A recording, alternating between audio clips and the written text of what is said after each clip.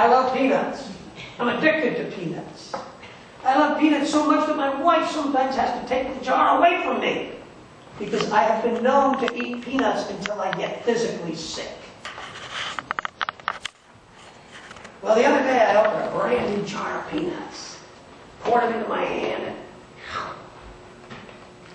I almost spit them out. Where was the salt? Somehow I managed to purchase unsalted peanuts. Who in their right mind would even sell unsalted peanuts? Yeah. Salt's important in the right quantities. Without it, our bodies wouldn't function the way they should. Salt helps our bodies to synthesize aldosterone. Without it, our bodies synthesize something called aldosterone, which apparently causes less sodium to be lost when we sweat and use the toilet, but achieves it at the expense of the increased loss of potassium, magnesium, and probably calcium. Magnesium deficiency is a fairly common deficiency in this country.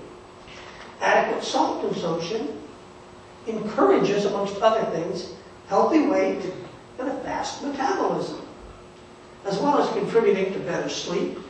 It reduces circulating stress hormones and supports our thyroid function.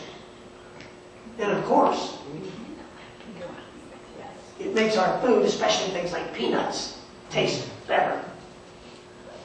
Salty is one of the basic human tastes. The tissues of animals contain larger quantities of salt than do plant tissues. Salt is one of the oldest and most ubiquitous food seasonings. And it's also one of the earliest forms of food preservation. Now, in the day of Jesus, salt was scarce and expensive. Its value was legendary. To sit above or below the salt at a banquet indicated your status.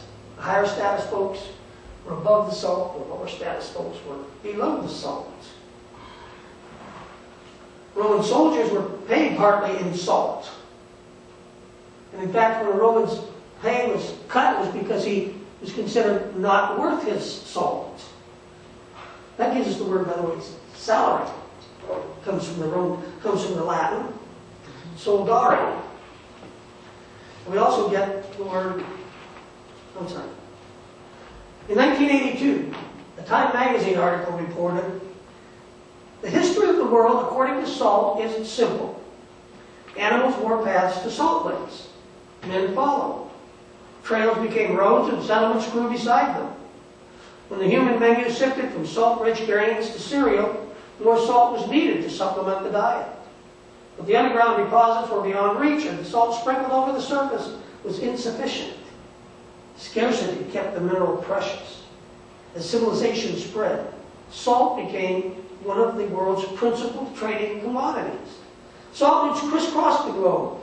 One of the most traveled led from Morocco south across the Sahara to Timbuktu.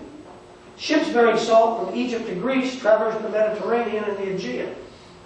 Herodotus describes a caravan route that united the salt oases of the Libyan desert. So when Jesus says that we are to be the salt of the earth, it suggests at least three things: purity, preservation, and flavor. And using salt to describe, purity in salt came from the idea that when they made salt in those days, they'd take seawater, put it in buckets or tins or whatever, and let the sun evaporate the water away, leaving the salt. So when Jesus uses salt to describe his disciples, and that's us, you and me, he emphasizes the call and influence of purity in our Christian lives. There's a story about a farmer who took every week went to the farmer's market to sell his cottage cheese and apple butter that he made there on his farm. And he carried it in two big tubs. And when people come, you'd have a scoop in each tub and scoop out into the containers they brought the amount of cottage cheese or cider butter apple butter they purchased. One day he got to the market and discovered he'd forgotten one of his labels. No problem, let's use the same label for both of them. Worked fine the first time or two, but lately, as the day went on, they got so mixed up that you couldn't tell which one was which. And that's kind of what happens when we try to live a Christian life while our hearts, minds, and tongues are immersed in the coarseness and one-upmanship of the world around us. Purity is important. And additionally, salt was and still is a preservative. Unsalted meat quickly turned rotten. As Christians, as kingdom members, we're called to be the preserving elements in society. Our lives show a different way of living, directed by Jesus. The hope and love of God is enough to keep the lives of those we meet from going rotten and bad. Even more, our redeemed lives prove that the grace of God is enough to transform even the worst of sinners. The change our lives bring around in others is often unseen by us. When beef is salted to create corned beef, the result takes time. Paul says, I planted the seeds, Apollos watered them, God made them sprout and grow. Preservers don't often get to see the results of their labors.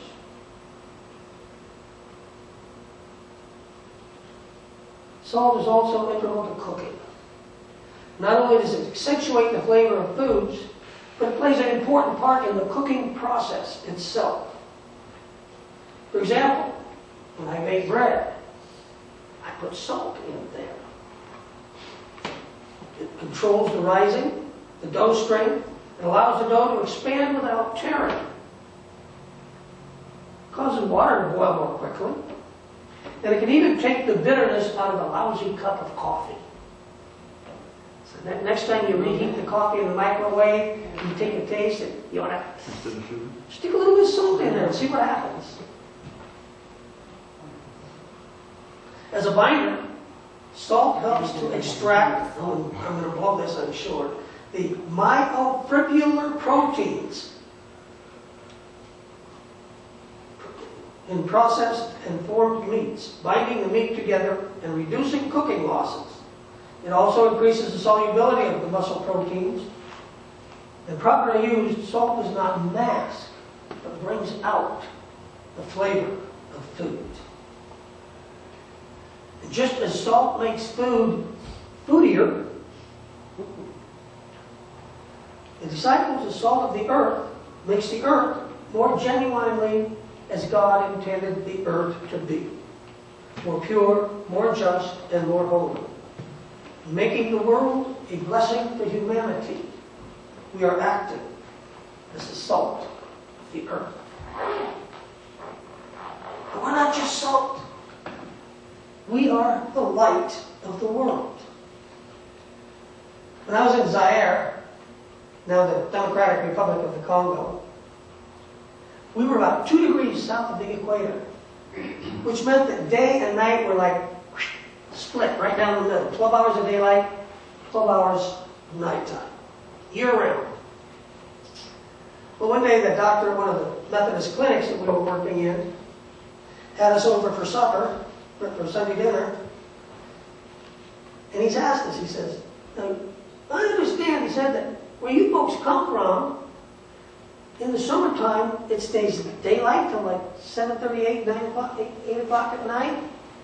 Yes, it does. What do you do with all that extra time?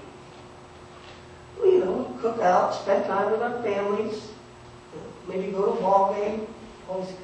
We didn't have the heart to try to explain daylight savings time to the guy. He never would have grasped that.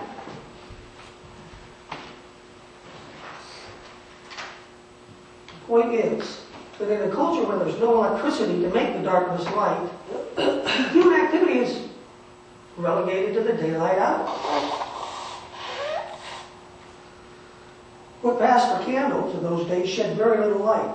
But then it doesn't take a lot of light to push aside the darkness.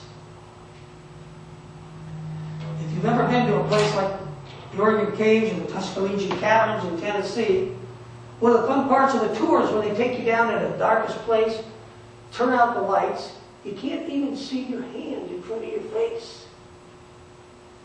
And then they light a candle, and it's like the sun came out.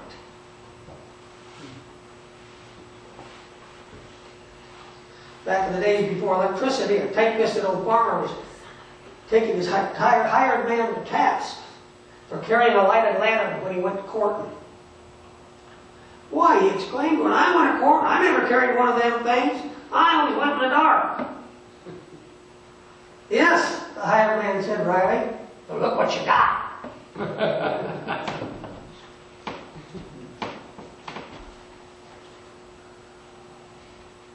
When I get up in the morning to go to the gym, oh, way too dark 30, and my wife says, I don't want to wake her up, she's still sound asleep. I have this dinky little flashlight. But it's bright enough that I can see, gather everything I need, and get out of there without waking her up. There are two ways to spread the light, Edith Wharton writes.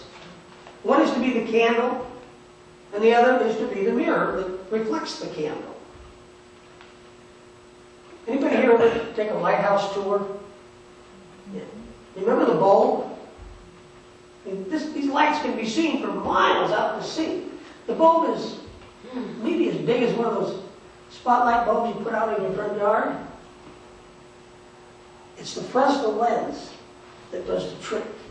It reflects and intensifies the light so that it goes out and it can be seen from miles and miles away. You're the light of the world, Jesus tells us. Let your light so shine before others that they may see your good works and glorify your Father in heaven. A single candle can push back the darkness. My brother Judy is probably as unlike me as was when he was alive, as unlike me as anybody can be. And he had a bad case of potty mouth. His speech was just very uncomfortable to be around. Except when he was around Faye. Because the first time Faye met my brother Tim, and he started in talking like that, she looked at him and she said, look, I'm going to be your sister-in-law, and you've got to live around me, and if you're going to live around me, you're not going to talk like that when I'm here. And he didn't. When Faye was around, he talked like a preacher's brother. Little bit of light, pushing away the difference, the darkness. As kingdom members, we are called not to hide, not to hide from the world, but to live in the midst of the world, pushing back the darkness, and bringing light to the darkest places, and Christ's love to the least expected. There was a gentleman walking years and years ago through East London, and he was in a neighborhood where the buildings were so tall that no sunlight could penetrate. It was like dusk in the middle of the day. He walked down the street and he sees this little boy with a mirror. He's flashing what light he can reflect upon the window, one of the nearby apartment, one of the nearby tenement buildings. And the gentleman asked him what he was doing. And he said, you see that window up there? My little brother was injured about 2 years ago. And he's always lying on his back in that room. And it's on the wrong side of the house. The sunlight can't get in. So I come down here every day and try to send him just a little bit of sunlight. Just a little bit of sunlight reflected, pushing back the darkness.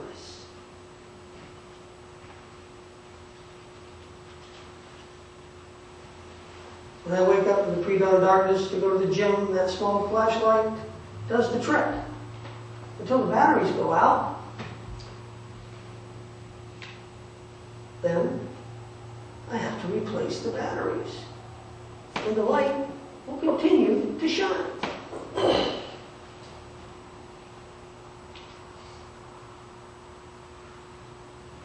This meal, this simple meal, a little bit of bread, a little bit of juice, is like a match at the bottom of the Oregon caves, or like a new battery in my flashlight. It makes all the difference.